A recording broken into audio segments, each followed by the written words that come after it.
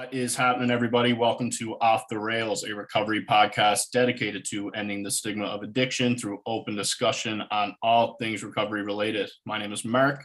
With me today are Dave and Clarissa, and Dave is going to introduce our special guest today. Yeah, we're really excited to have our next guest on. She came highly recommended to us from a good friend of the show, Jim Thompson.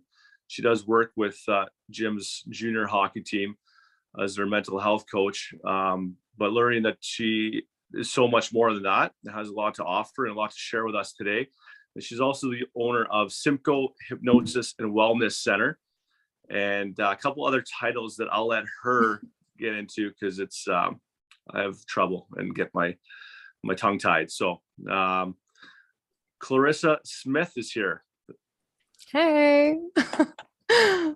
Clarissa, thanks for joining us today. Very appreciative. Thank you. I'm very excited to be here.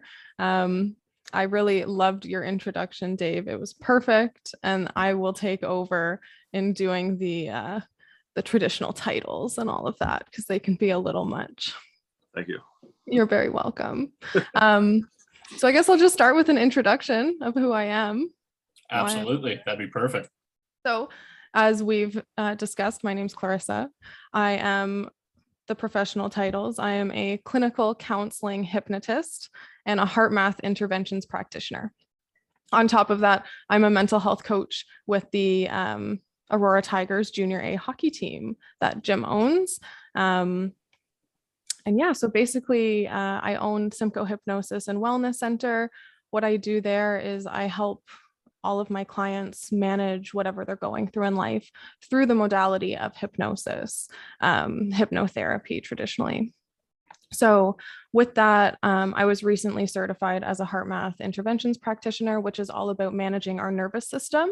So I really have blended these two models together in my practice and helping my clients with, stress management, quitting their addictions and moving past some of those things that ail them.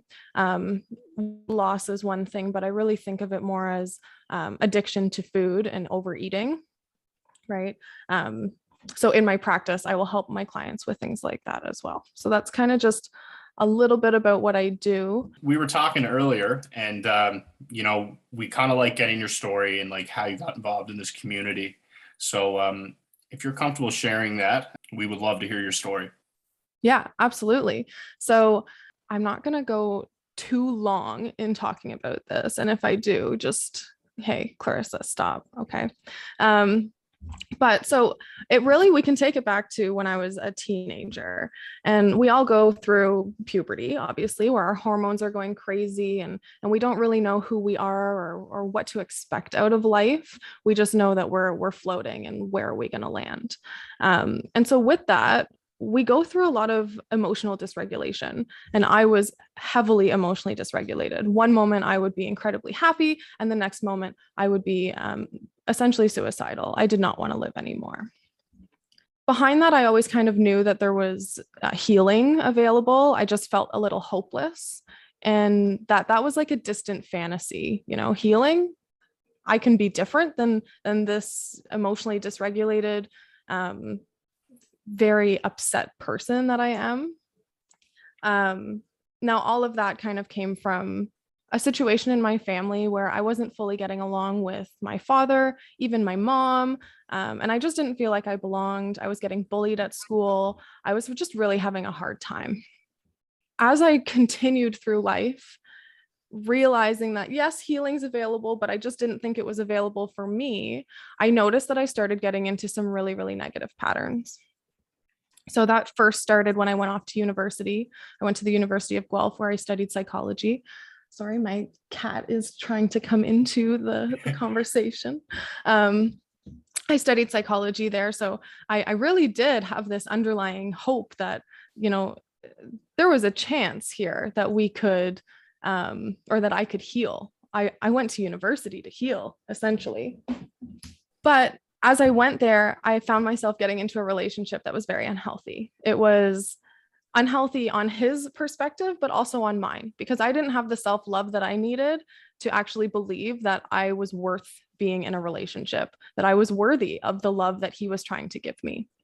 So that ended up snowballing, turning into an abusive relationship, and something that I just, we had to separate. Unfortunately, we were a month away from our wedding at that point when that happened. So, we went through the canceling of the wedding and everything that follows, which turned into a whole lot of debt. Right. And so at that point, I found marijuana. And, going through university, I was a drinker. I love to drink and party.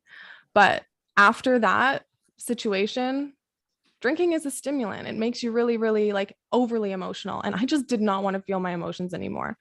So I smoked pot, and I smoked it a lot, way more than I don't think I've ever met anyone that smoked as much pot as me, other than like, I haven't met him, but Snoop Dogg maybe.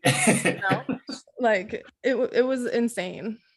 I was up to 3 ounces a month, which is a lot and expensive. Anyways, so there was that relationship. And then I immediately went into another relationship with somebody that I knew wholeheartedly I did not want to be with, simply because I didn't love myself. So I needed someone else to do that for me. From there, I was smoking pot a lot. I was working in an industry that I was not happy in, corporate world, where I just did not belong. I was a business consultant for Subway restaurants. And in that, I was also waking up, smoking a couple bowls, driving to work, driving to the stores, visiting them, smoking in my car on the way between stores. I was a mess, a disaster. My brain wasn't functioning. I just wasn't able to make any sort of positive moves in the right direction. After each relationship ended, I thought that I was healed and I was ready to move into a new relationship. But the universe would have it that I was not. So it just kept handing me worse situations until I got into the worst situation that I had ever been in, which was I met a man. I thought that he was the one I was going to marry, that he was everything. And we moved in together. And then 2 months later, I found out that he was luring children online and that he was a pedophile, which was insane. I obviously instantly threw up when I found everything. And then, a couple weeks later, I found out that I was pregnant. And so I did what I had to do. I had to say goodbye to that opportunity, which was, the most heartbreaking thing that I had ever been through. But that's okay, because I knew that it just wasn't the right time. And the last thing that I wanted was to be a mother to a child that I had to explain that to, right? It wasn't fair on that child to put that kind of pain into their life, right? So from there, my addiction went way through the roof. I can't handle that. That is too much to handle. So I was smoking even more. And then I got into another relationship with a man who was incredibly abusive, and he was an alcoholic.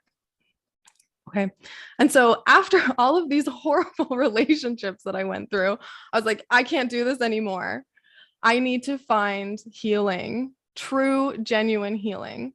And so I found my therapist, who was just fantastic. And she let me know that, there is a light at the end of this tunnel. All of these patterns of unhealthy relationships don't have to exist in our life, and you don't have to smoke away your pain. You don't have to eat away your pain, even. You can just, leave it in the past. And so we did a lot of actually hypnotherapy to help me move past some of the pain that I had experienced. And then I got to this point of true belief. I used to be completely emotionally dysregulated. I was diagnosed with all of these emotional disorders, we'll call them. I was in all of these unhealthy relationships. And look at me now. I am not that person anymore. And so when I found that belief system, everything changed. I knew that change was possible for anyone in this world. If I can wake up every day with a smile on my face, knowing that I was sleeping next to a pedophile at one point in my life, anybody can, anyone can. And so I really I just wanted to bring that to the world. That's kind of my story. It's a wild one, but that's my story. I have a ton of questions. Okay, shoot. Okay, I will go first. When you first started smoking pot, did you jump right into like 3 ounces a month? No, I wanted to keep it a secret. And actually, nobody knew that I was smoking pot up until I just told my dad that I was that addicted 3 or 4 weeks ago, I guess. So no one knew. And my way of keeping it under control was that I was only smoking a little bit. But the more that things happened, and obviously with addiction, you depend on things more. That either the time between doses gets shorter or the amount that you're smoking gets more, right? Either way, you're smoking more. So as time went on, I eventually built up to that 3 ounces a month. Do you find yourself too, like, starting to break those lines you maybe had set before, where, oh, I won't smoke in the morning before work, oh, I'm not going to smoke in between going to, one place to another, and then you started slowly pushing that envelope? When I was in a lot of emotional pain, I was not able to regulate myself that way. But as I healed a little bit, then I was able to say, like, well, maybe you don't need to smoke before you go to the store this morning. But that was a fine line. It was really difficult. It was, I started off being able to do that. And as life got worse, so did the smoking. Does that answer your question? Yeah. Absolutely. Okay.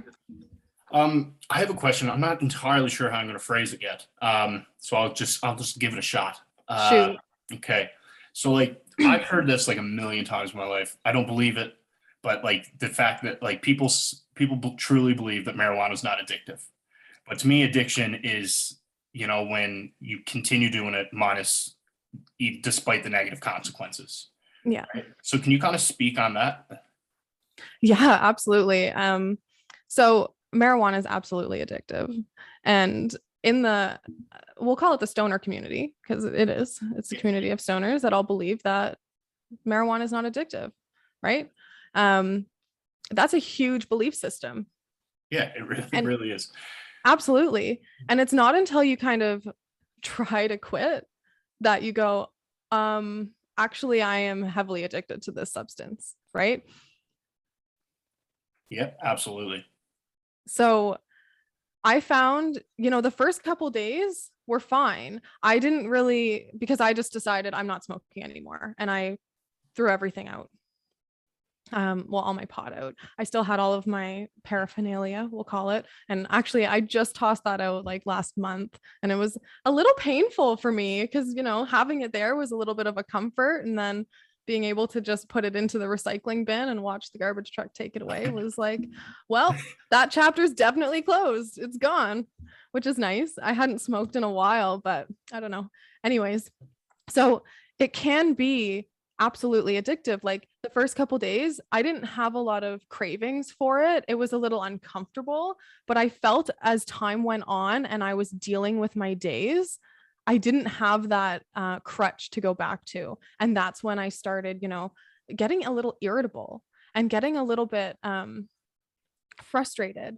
But more than that, marijuana was suppressing an autoimmune disorder that I had. And so when I took it out of my life, my autoimmune disorder flared up, which is just another sign that like my body was literally dependent on this substance. How did it come to getting involved with Jim's team? How did that all transpire? So Jim's team, that is quite okay. I'm not going to ramble. I'm going to be quick with this, I promise. So my brother was going through his own life challenges at the time, and he was working with Jim to overcome them. And so Jim came to our house at one point, and we all had a little bit of a discussion with him just about how we can support my brother and how we can help him move forward in his life, because he really did need some support at that time. And so that's how I met him. And then as he worked with my brother, him and I would chat about how he was doing, first of all, and how we could further support him in the family from when he would get home from Newgate. in Jim and I's discussions, we really got to know one another. He really got to know my mentality, my belief systems, and just kind of how I approach the topic of mental health. And he really enjoyed that aspect of who I am. So he invited me to be part of his Aurora Tigers as their mental health coach. Yeah. I think the mental health coach for junior teams and stuff like that is relatively new. And I find it interesting that, the coaches I've known to work with the teams in the past, is a lot of working on ice performance. And I shouldn't be surprised with Jim and who he is, that you're more focused on the athlete and maybe more off ice. Can you talk about that? Like more actual mental health versus, athletic mental health, I guess you could say. Absolutely. So I have a belief that if the team members individually are feeling low, they're going to bring that onto the ice. I don't know, in the business world, there's always a saying, leave your stuff at home. But it's not possible a lot of the time, especially when it comes down to people that just simply haven't been taught how to emotionally regulate. So if they are feeling low, they're going to bring that onto the ice, and it's going to impact their game, right? It's going to impact how they deal with the team members, how they deal with the coaches, and just overall how they feel.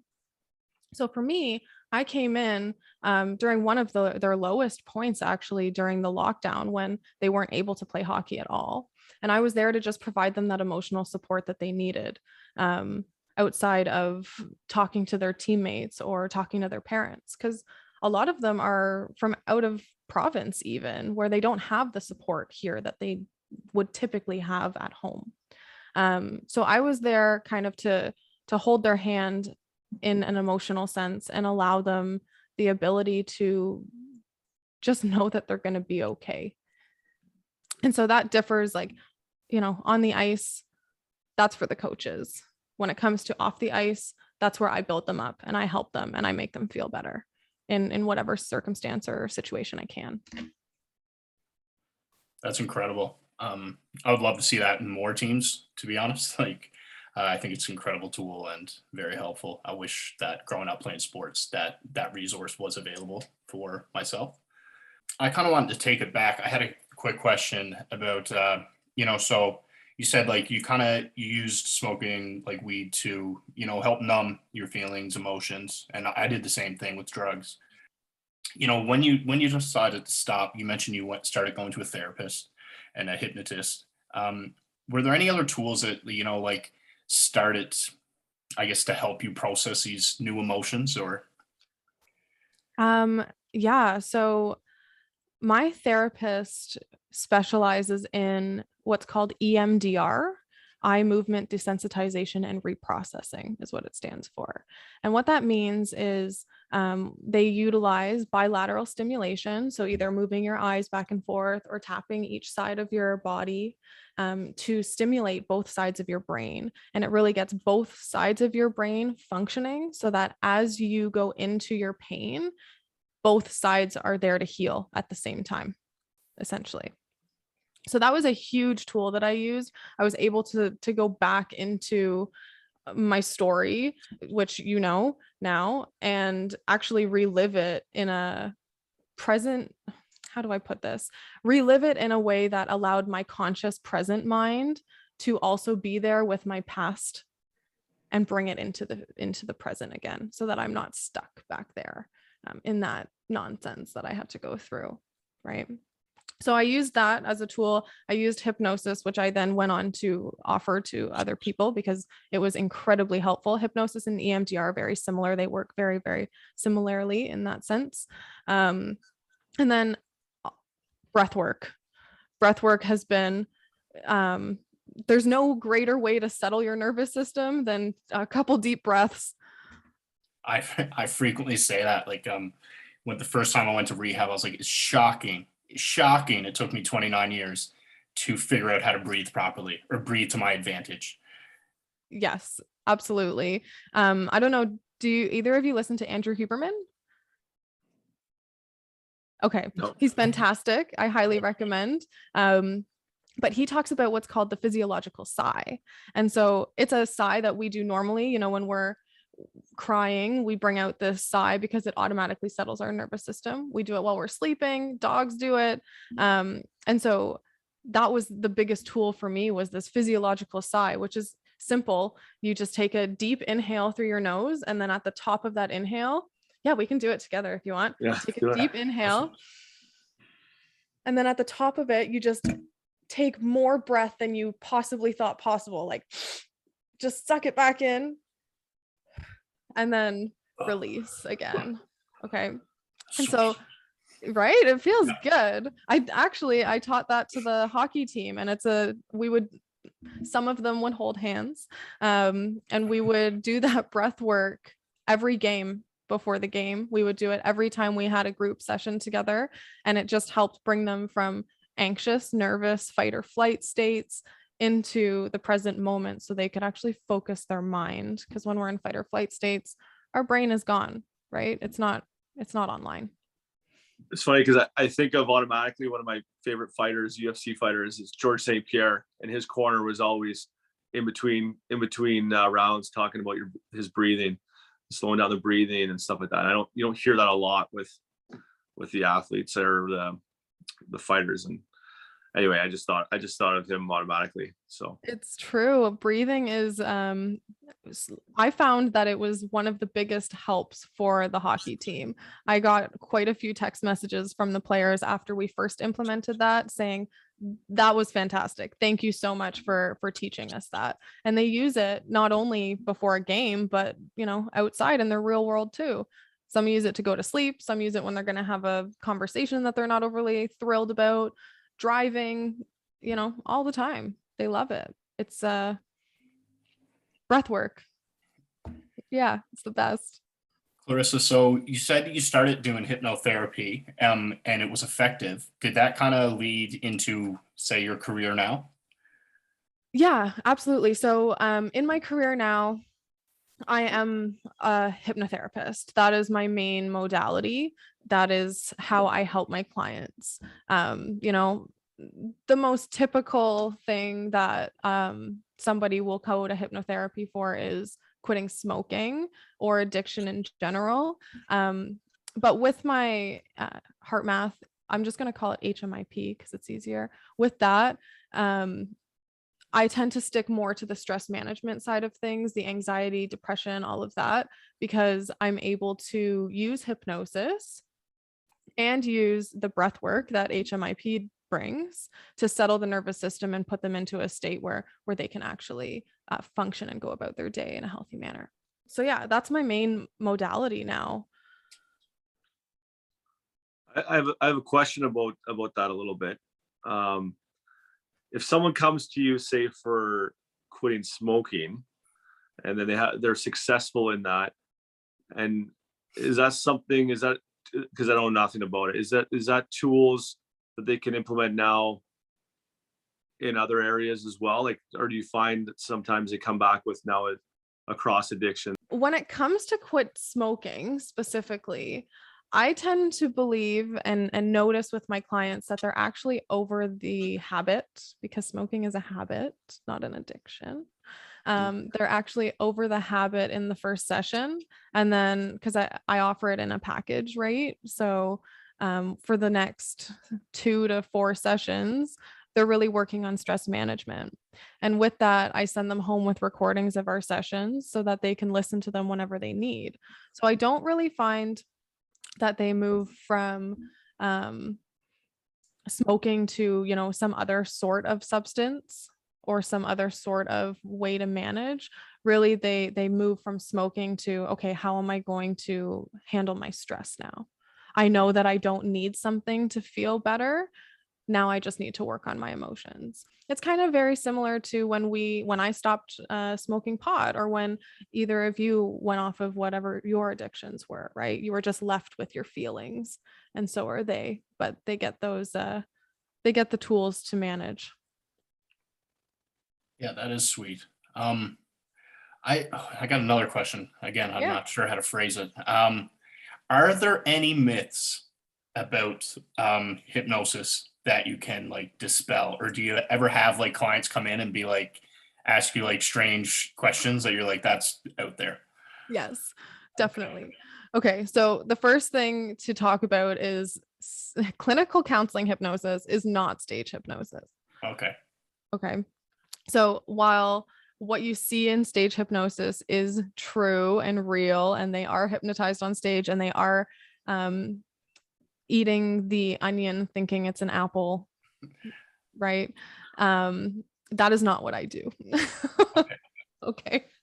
So when it comes to stage hypnosis, I am not a huge fan of it because it kind of puts a spin on clinical counseling hypnosis that it is not to be taken seriously, or that it's kind of a joke, or that what I do is a joke.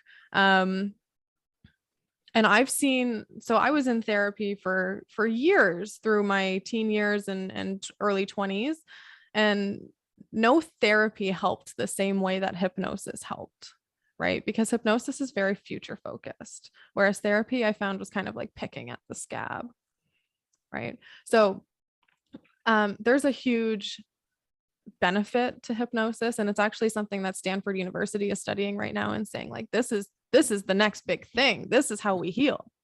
So I guess I just would want to put it out there that like hypnosis is incredibly healing, and it's not painful in any way emotionally. We don't have to emotionally go into the story to be able to move past it. I'm not going to put you into a trance and make you dance like a chicken across my office. I promise. The biggest thing with that is like, when it comes to hypnosis, we're still consciously there. We can still remember what's going on. It's kind of like watching a movie or driving down the block, 10 blocks and not realizing how you got home, right? You're still there.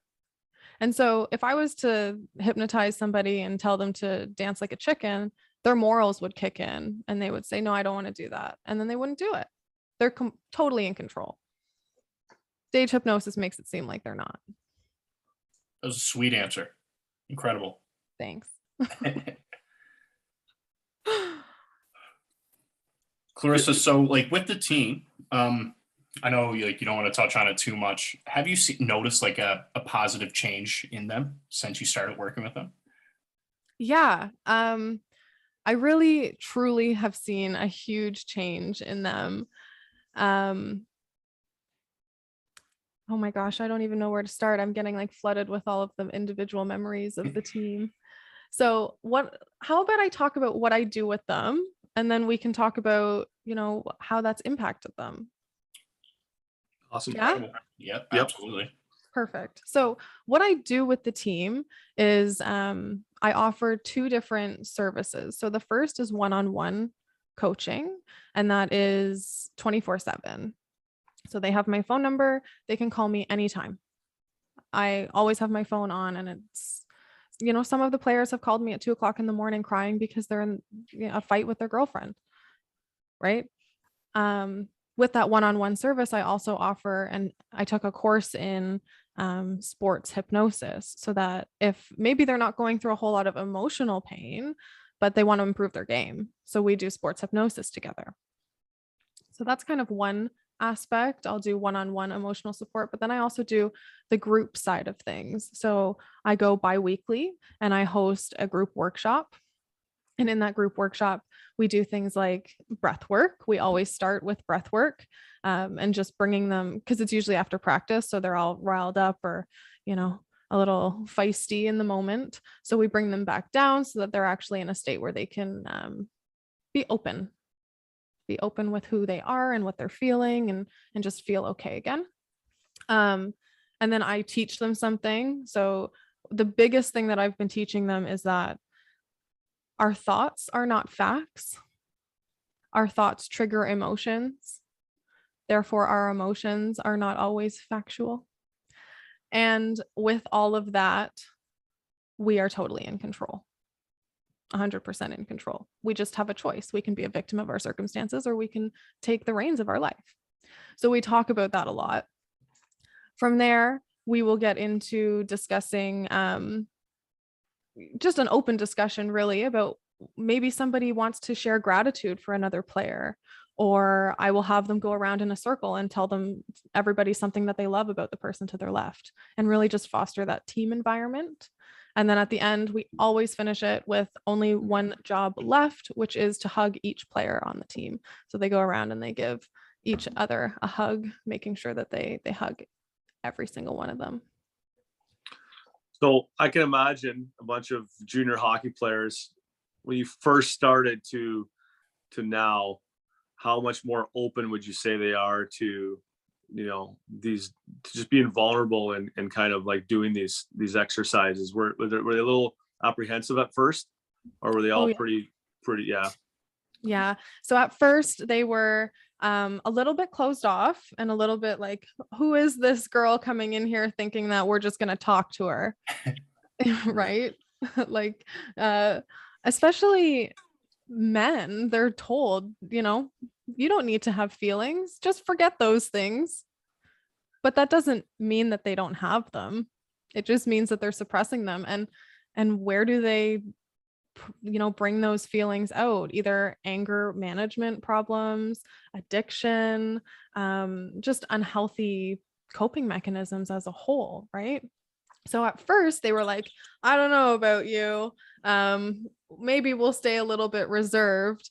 But then over time, I just slowly chipped away at each one of them. And it's like, hi, I'm here, 24/7 support, call me anytime. And then I think, once I first started getting calls from some of the more open players, then the more closed off players were kind of like, okay, this is safe.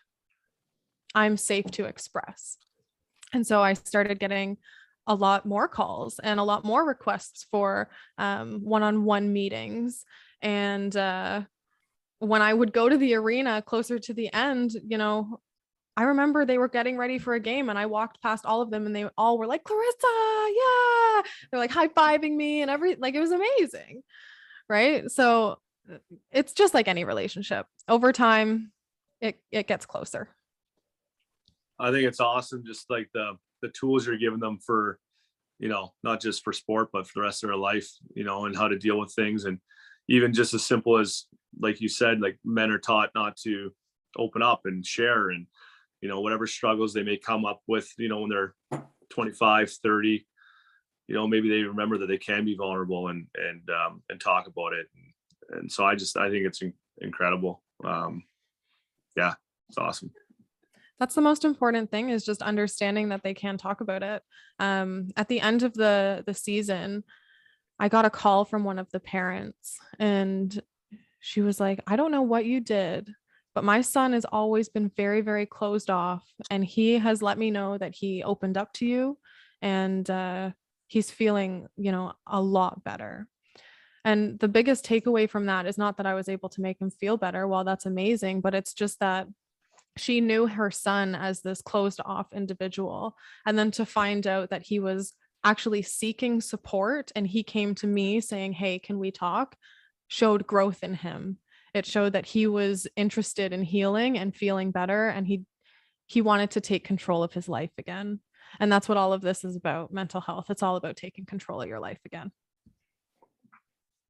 That is so amazing. I would love to see that in more teams and more, communities, I guess. Clarissa, if say like there was a team out there that was interested in getting your contact information, where can they reach you at? So I can be reached at Simcoe Hypnosis on Instagram or Facebook. I am also available, my website, simcoehypnosis.com. And then all my contact information is on there, but the simplest way is probably email info@simcoehypnosis.com. Incredible. Dave, do we have any more questions for Clarissa? I do. Okay. I have a question here, and it's an exam question for you, okay? And I don't have the answer for it, so whatever you say is correct, by the way. And it goes back to the team stuff, but in the athletes you deal with, in general, what's the biggest factor of the athletes' pressures or fears of failing? Is it A, parental? Is it B, disappointing coaches, C, their teammates, D, themselves, or all of the above? Okay, so I'm gonna go with all of the above, but Wow. bigger than that is they have a self-identity that is that of a hockey player. And if they don't live up to that self-identity, then who are they? Right? Ooh, yeah, that was good. Flip that. That was I a like good that. answer. Yeah. Sorry, I didn't mean to flip it on you, but I think No, that's great. the truth. Yeah. Right. Because a lot of them, they don't go to school. They've moved here for hockey, and that's their whole life. They've done this since they were a kid. They are hockey players, and that's really what they know. And so if they're not performing well, they're kind of just like, well, what am I? And when we're left with what am I, who am I? And it's an empty question mark. That's when things spiral out of control if we don't have the proper coping mechanisms that we need to move past that. Wow, that's great. Shit, yeah, that was a sweet answer. Really good. I also had a question on, and you may not dive into this too much, but just in the mental health community, as far as, these kids growing up now with social media, how much is that now is talked about in, when you're in school learning about mental health, being a mental health coach or psychology or anything like that? Is that more prevalent now, like talked about how to deal with that, or is it just still not there yet? As far, you know what I mean? As far as the pressures of social media, kids on social media, or is it just more just turn it off? Yeah. That's a good question. So what are you laughing at, Mark? That was a great question. okay. So when it comes to social media and education on my side of things, I haven't really heard a lot about that. There's a general consensus that it is unhealthy, right? But sorry, there's also one sec. There's also like a general consensus that it's beneficial, right? Yes. Because you can get so much information. Not that the information you get is accurate, but you can get a lot of information. Right. So I think that most of all, the biggest topic when it comes to that is safe social media, we'll say. So going through, and if you see something in your feed that makes you feel negative, just unfollow. Personally, for me, if you see something that makes you feel negative, dive into why that makes you feel negative. Don't attack the person that posted it. Don't, go off on a rant. Figure out why that made you feel negative and heal those emotions. But when it comes to an education standpoint, it's very like just disconnect from anything that makes you feel negative on social media. Great answer. All right, Dave, any more questions? I think I'm tapped out right now. I have some, but they're, whatever. Next time. We'll get into them next time. Yeah. Clarissa, thank you so much for joining us. Thank you guys. I'm very happy to be here. Thank you for listening to my story and listening to how I transitioned from crazy to healed. We'll say healed, to taking back my power. Amazing, guys. So we'll include Clarissa's information in the description below.